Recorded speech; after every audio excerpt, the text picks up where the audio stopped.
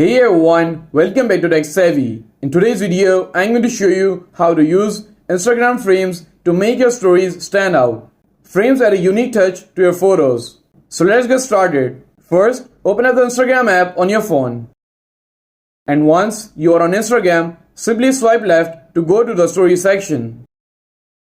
And now I will select any photo from a gallery.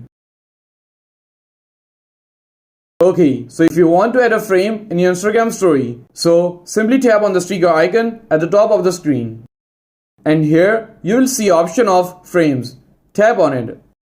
And now select any photo which you wanted to add in your frame.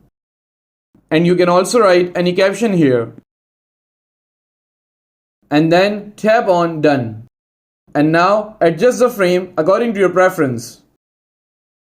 And once done, tap on your story. And now anyone can view your frame by tapping on it.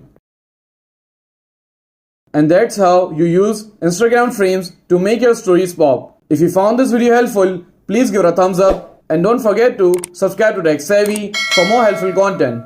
And I will see you in the next video. Thanks for watching.